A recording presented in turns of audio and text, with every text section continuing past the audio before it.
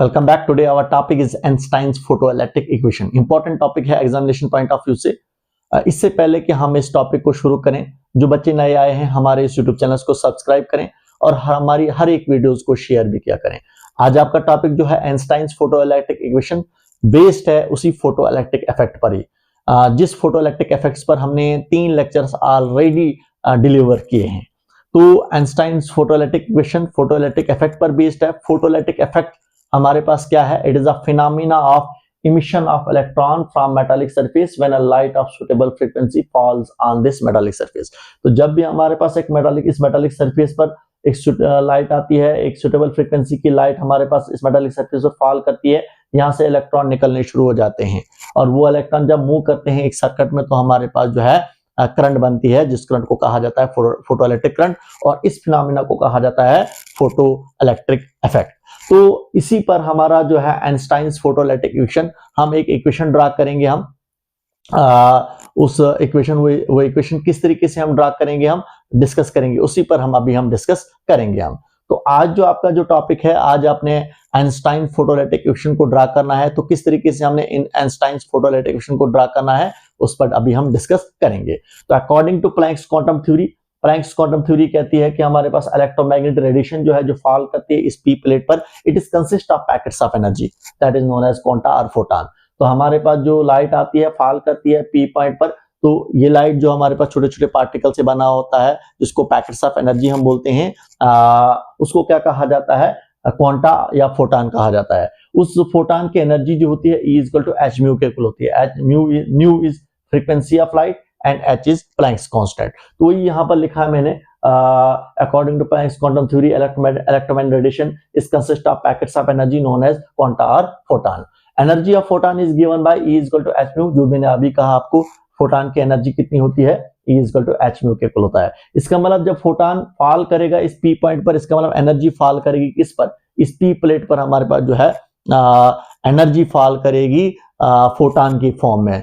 तो जब वो एनर्जी फॉल करेगी, फोटॉन की एनर्जी किसकी होती है? एच म्यू के इक्वल होती है। वही एनर्जी जो हमारे पास इलेक्ट्रॉन को मेटालिक, एक तो हमारे पास इस फोटॉन की एनर्जी जो है क्या काम करती है? वो एनर्जी एक तो हमारे पास इलेक्ट्रॉन को मेटालिक सरफेस पर लाती है और उसी फोटॉन की एनर्जी का दूसरा पार्ट जो है इलेक्ट्रॉन्स को काइनेटिक एनर्जी देती है, जिस काइनेटिक एनर्जी से हमारे पास ये इलेक्ट्रॉन मूव करते हैं पी प्लेट से क्यू प्लेट की तरफ। इसका मतलब फोटॉन की जो एनर्जी फॉल करती है पी पॉइंट पर, E equal to H mu के इक्वल जो हमारे पास फोटॉन की एनर्जी होती है, तो वो एनर्जी जो हमारे पास डिवाइड हो जाती है 2 पार्ट्स में।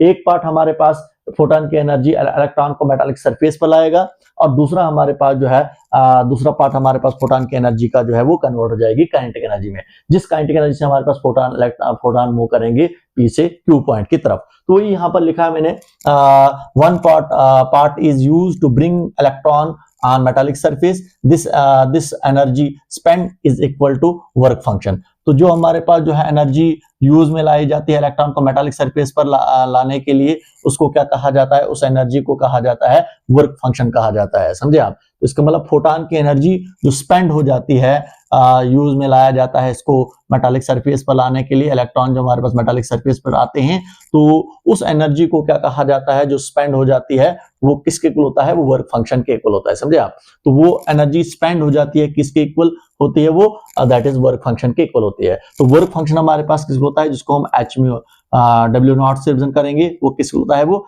एच न्यू नॉट के इक्वल होता है। न्यू नॉट हमारे पास क्या होता है? थ्रेशोल्ड फ्रीक्वेंसी होती है हमारे पास। तो इसका मतलब आधा पार्ट जो हमारे पास जो है, हम कहेंगे एक पार्ट हमारे पास फोटॉन की एनर्जी का क्या होता है?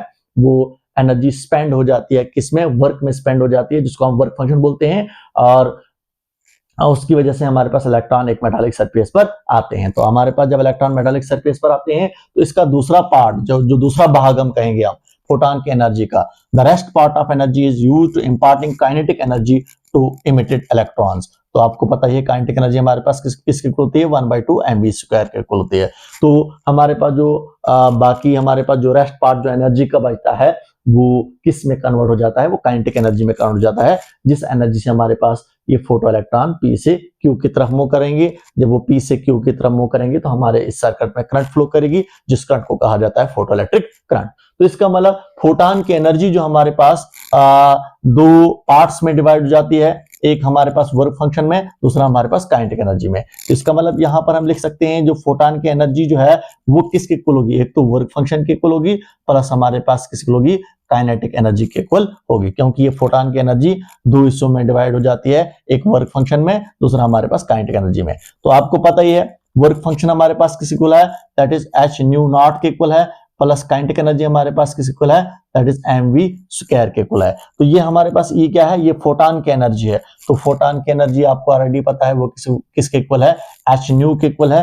तो यहां पर मैं h न्यू लिखूंगा, मैं h nu is equal to h nu not plus 1/2 mv square. तो इसी को हम यहाँ पर देखिए हमारे पास ये h न्यू ऐसे ही रहेगा, ये h न्यू नॉट को इक्वल टू किस साइड लाएंगे आप, तो ये हमारे पास आ जाएगा minus h nu not that is equal to 1/2 mv square.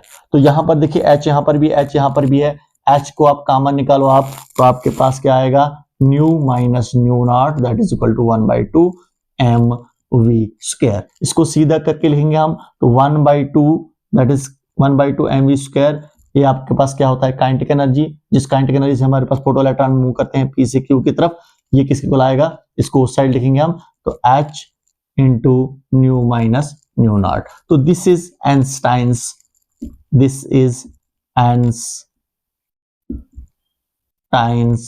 Photo electric equation. तो ये हमारे पास जो है आइंस्टाइन्स फोटो इलेक्ट्रिक इक्वेशन है। तो मैंने आपको ऑलरेडी कहा था ये टोटली बेस्ड है उसी फोटो इलेक्ट्रिक इफेक्ट पर ही बेस्ड है, इजी हमारे पास है, एग्जामिनेशन पॉइंट ऑफ व्यू से इंपॉर्टेंट टॉपिक है। तो ये हमने आइंस्टाइन्स फोटो इलेक्ट्रिक इक्वेशन को ड्रा किया, तो ये हमारा टॉपिक था। ओके।